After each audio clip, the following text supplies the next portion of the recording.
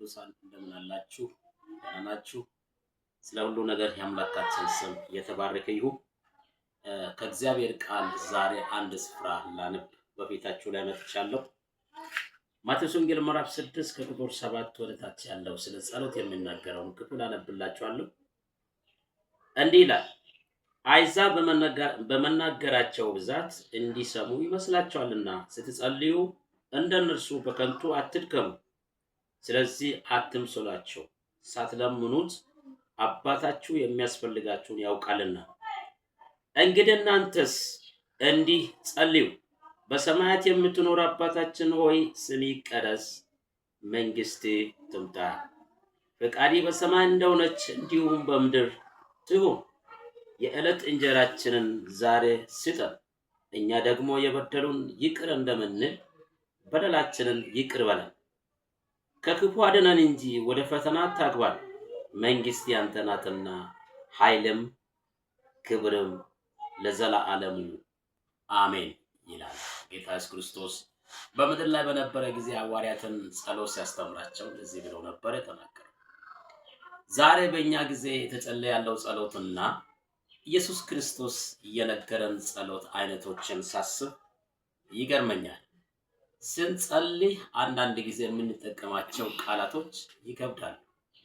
ምድር አትሸከም፣ ወንበር እሳት ይሁን የምንለው እጅግ በጣም የምናጠብቀው፣ በጣም የምንወጥረው፣ በጣም በቀል ጭራሽ ከእግዚአብሔር ይልቅ ለእግዚአብሔር ቤት የቀናን የምንመስል አገልጋዮች ስህተታችን ማረም አለብን። በእግዚአብሔር ቃል እግዚአብሔር ቃል እንደዚህ ነው፣ የእኛን በደል ይቅር እንዳለ በደላችን ይቅር በለን እያለን እንድንጸልይ ያዘናል። እግዚአብሔር ይቅር ባይለን ኖሮ ሁላችን በእግዚአብሔር ቤት ባልተገኘን ነበር።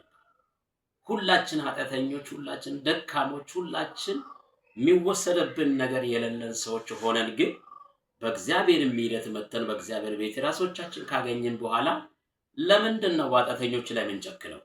ጌታ ኢየሱስ ክርስቶስ በመስቀል ላይ ተሰቅሎ እያለ ሰዎች በጎኑ እየወጉ በጦር እየወጉ አያውቁምና ይቅር በላቸው ብለው ነው አባቱ ነው።